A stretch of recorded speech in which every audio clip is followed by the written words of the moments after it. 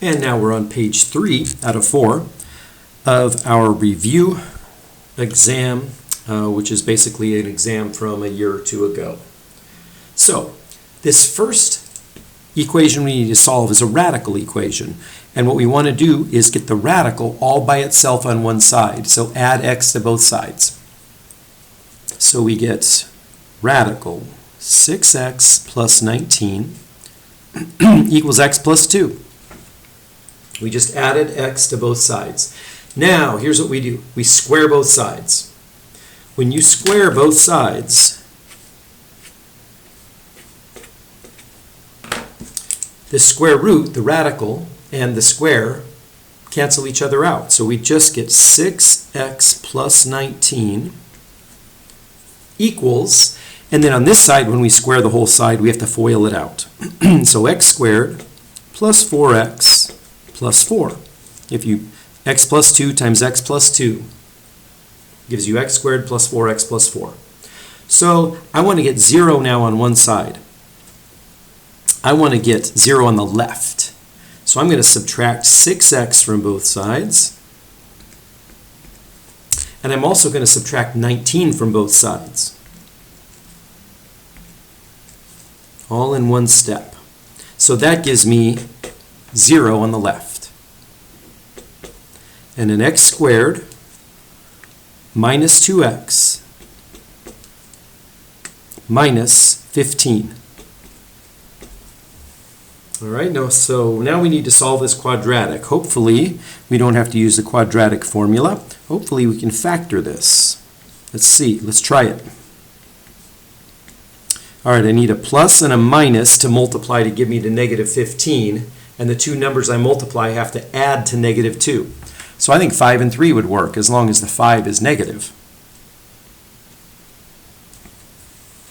Great, and then we use that zero factor property to find the two solutions. Set both of those equal to 0, so we're going to get a negative 3 and a positive 5. Negative 3 and a positive 5. Now, if you recall, we learned that if you square both sides of an equation, you really have to plug these numbers in. Because sometimes when you square both sides, new solutions will come up for the squared equation, but they don't work in the original equation. So let's just check these and see if they both work. Negative 3 would give us, let's see, if x is negative 3, we would have under the radical, what would we have? Negative 18 plus 19, that's a 1 under the radical, minus negative 3 equals 2. 1 plus 3 equal 2, is that true? I'm going to put a question mark there. No. Negative 3 fails. So just put a line through it. It's perfectly fine. And now let's check 5. 5, x equals 5 would mean that under the radical, we have 6 times 5, which is 30, plus 19. 30 and 19 would give us 49 under the radical. Minus 5 equals 2, and I put a question mark because we're checking it. Well, this is what? 7 minus 5 equals 2. Yeah, it works perfectly. So really, our only solution is the number 5. You can leave it just like that, though. All right. Number 10, it looks like we have a rational exponent problem. So we have 5x minus 1 to the 2/3 equals 16. So we have the thing being raised to the 2/3 all by itself. So there's something we can do to get rid of the 2/3 exponent. So what is it we're going to do to both sides? We're going to raise each side to the reciprocal of 2/3. 3 over 2. 3 over 2. But we need to remember a plus or minus on the right-hand side. Do you remember that rule? If the original equation has an exponent where the numerator is even, you need to put plus or minus here. if we started off with 3 over 2, we would not put the plus or minus there. So again, we would multiply these two exponents, but if you multiply two numbers that are reciprocals, you just get a 1. So that gives us 5x minus 1 on the left, plus or minus 16 to the 3 over 2.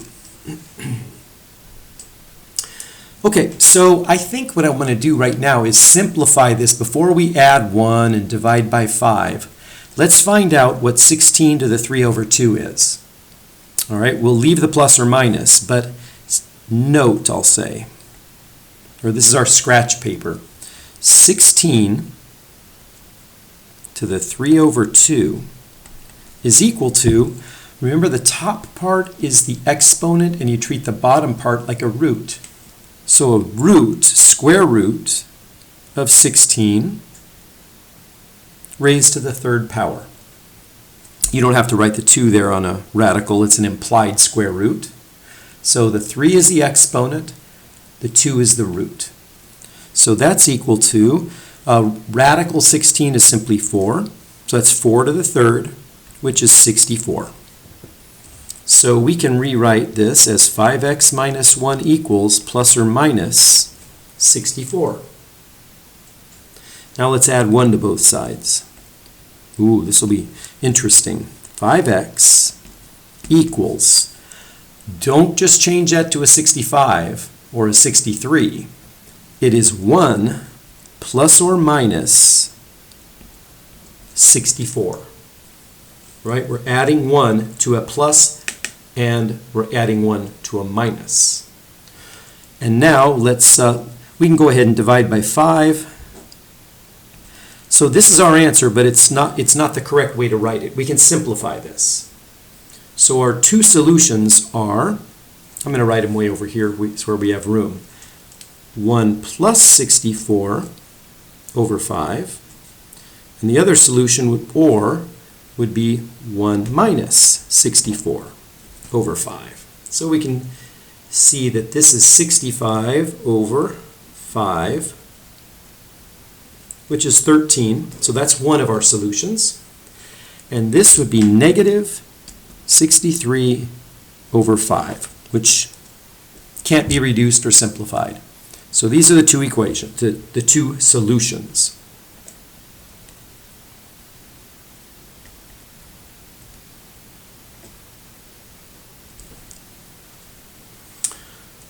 Okay, so those are our two solutions.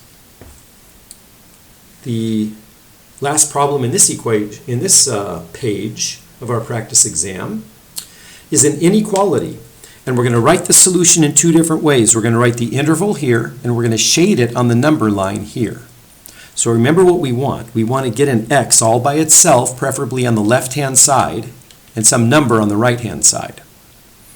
Okay, so let's subtract x from both sides to get rid of this x on the right-hand side.